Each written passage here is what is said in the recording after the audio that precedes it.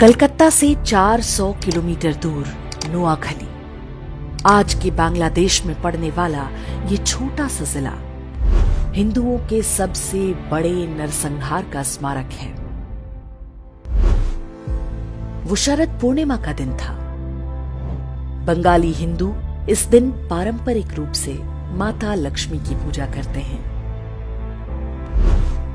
इसे बंगाल में कोजागरी पूजा के नाम से जाना जाता है।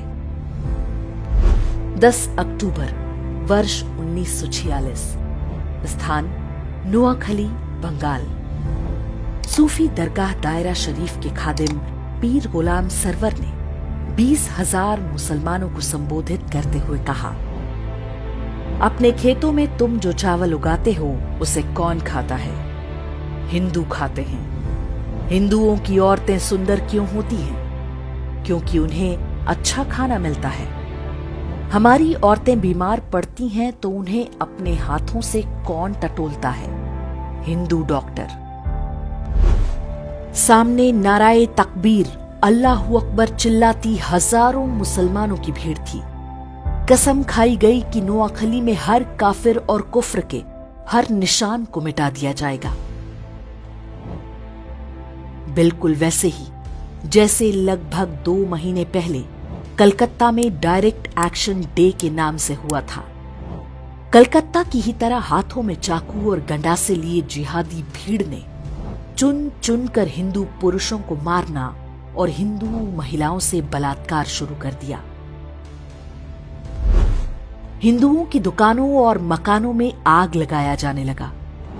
हिंदुओं से कह दिया गया था कि जिंदा रहना है तो उन्हें इस्लाम कबूलना होगा। जस्टिस जीडी खोसला ने भारत के विभाजन पर अपनी पुस्तक स्टर्न रेकनिंग में लिखा है, भीड़ ने नारायणपुर के जमींदार सुरेंद्र नाथ बोस के मकान पर हमला बोला। वे परिवार के साथ छत पर चले गए।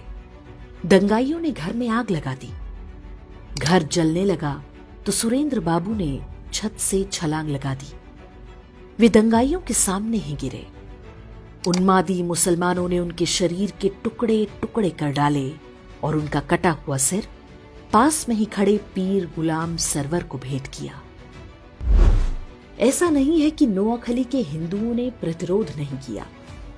हिंदू महासभा के नेता और वकील राजेंद्र लाल रॉय चौधरी ने लोगों को संगठित करके संघर्ष का प्रयास किया, लेकिन वे सफल नहीं हो पाए।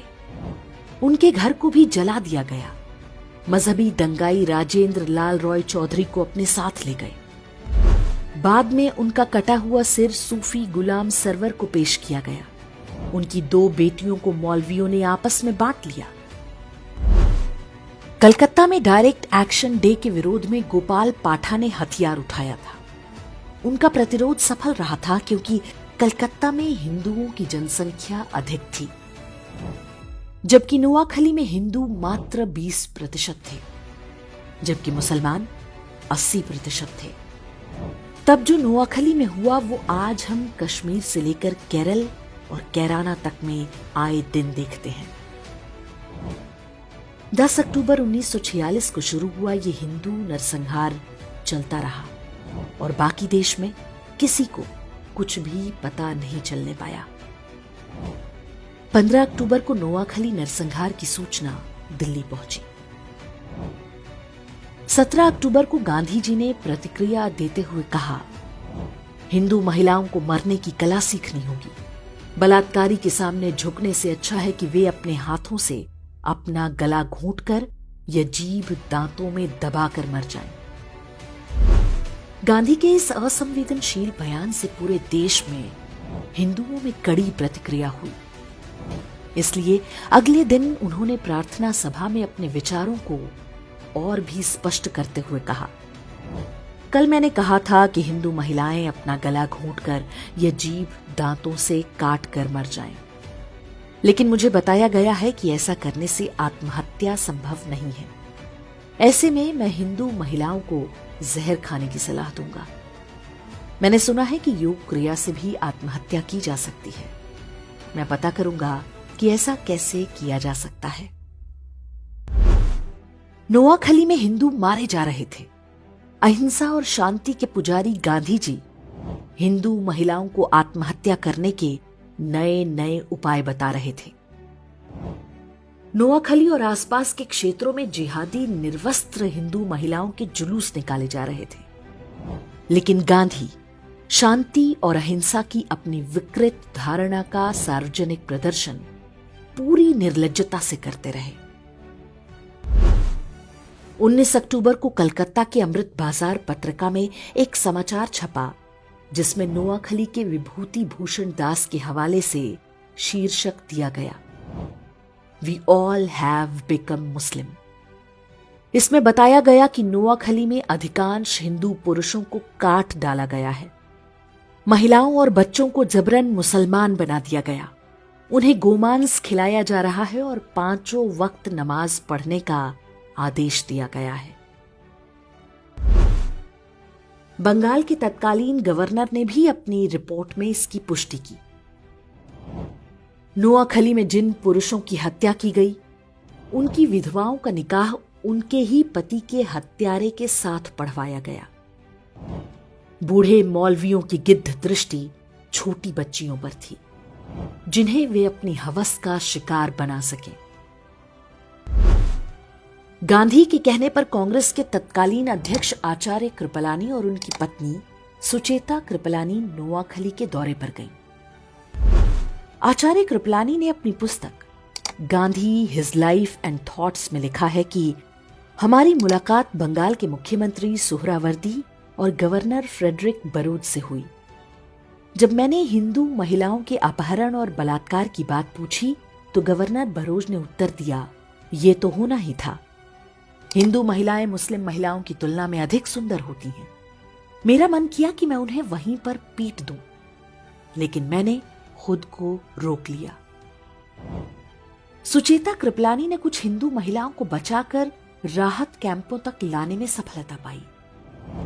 पीर गुलाम सरवर हुसैनी इस बात से इतना भड़क गया कि उसने फतवा जारी करके कहा कि जो भी सुचेता कृपलानी के साथ बलात्कार करेगा उसे गाजी की उपाधि दी जाएगी। इसका परिणाम हुआ कि सुचेता कृपलानी हर समय अपने साथ जहर का कैप्सूल रखा करती थी। नोआखली नरसंहार शुरू होने के पूरे 1 महीने बाद गांधी ने वहां का दौरा किया। वे सबसे पहले पास के तिपरा नाम के स्थान पर गए। यहां दंगा पीड़ित हिंदुओं के लिए राहत शिविर चला रही सुचेता कृपलानी के साथ गांधी की मुलाकात हुई। उनके काम से खुश होने के बजाय गांधी जी ने सुचेता कृपलानी से कहा कि कैंप में रह रही हिंदू महिलाओं को निशुल्क खाना ना दिया जाए, बदले में उनसे काम कराया जाए। गांधी जी ने सुचेता कृपलानी को यह निर्देश भी दिया कि वे इन हिंदू महिलाओं से कहें कि वे वापस अपने गांव में जाकर मुसलमानों के साथ मिलजुल कर रहें, चाहे उनकी जान ही क्यों ना चली जाए।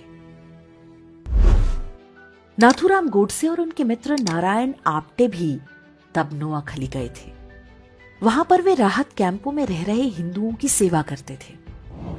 गोडसे और आप्टे ने वहां जो कुछ देखा और गांधी की बातें सुनी, ये कहना गलत नहीं होगा कि वही आगे चलकर गांधी की हत्या का कारण बना होगा। काशी हिंदू विश्वविद्यालय के संस्थापक महामना मदन मोहन मालवीय ने नोआखली में हिंदुओं के नरसंहार और महिलाओं से बलात्कार के वृतांत सुने तो उन्हें गहरा सदमा लगा। इसी कारण 12 नवंबर 1946 को उनका निधन हो गया। स्वतंत्रता के बाद बंगाल के पहले मुख्यमंत्री बने प्रफुल्ल चंद्र घोष ने अपनी पुस्तक Gandhi as I saw him में लिखा है, गांधी जी ने एक युवा से पूछा कि नोआखली में हिंदुओं और मुसलमानों की जनसंख्या का अनुपात क्या है। युवा ने उत्तर दिया, हिंदू 20% हैं और मुसलमान 80%। गांधी जी ने पूछा, जमीनें किस अनुपात में हैं? युवक ने बोला, 80% जमीनें हिंदुओं की हैं और 20% मुसलमानों की। तब गांधी ने कहा, संघर्ष का असली कारण यही है।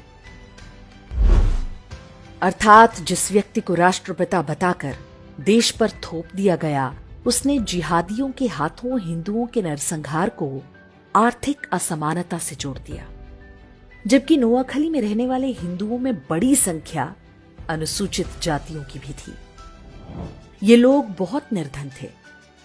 जिहादियों ने उनके भी पुरुषों की हत्या की और महिलाओं के साथ बलात्कार किया। लेकिन गांधी का ध्यान केवल जिहादी हिंसा का बचाव करने पर था। इसमें वो बहुत हद तक सफल भी रहे। स्कूली इतिहास की पुस्तकों में भी नोआखली नरसंहार को अमीर और गरीब के संघर्ष की तरह दिखाया जाता है। आज भी देश में अधिकांश लोग नहीं जानते कि नोआखली में क्या हुआ था और कैसे। वही हत्यारी मानसिकता आज भी देश भर में फल फूल रही है। 15 अगस्त 1947 को देश स्वतंत्र हो गया। बंटवारे में नोआखली पूर्वी पाकिस्तान के हिस्से में चला गया। वहां पर हिंदुओं का नरसंहार जारी रहा। अब तो कोई रोकने टोकने वाला नहीं था। आधिकारिक आंकड़ों के अनुसार इस नरसंहार में 5000 हिंदुओं की हत्या हुई। हालांकि दावा किया जाता है कि वास्तविक संख्या 50,000 से कम नहीं होगी। वर्ष 1946 में नोआखली में लगभग 4 लाख हिंदू रहते थे। उनमें से 95% को बलपूर्वक इस्लाम कबूल करना पड़ा। शरद पूर्णिमा या कोजागरी के दिन माता लक्ष्मी के 8 रूपों की पूजा की जाती है। इन्हें अष्टलक्ष्मी कहते हैं। इनमें से एक रूप वीर लक्ष्मी का है।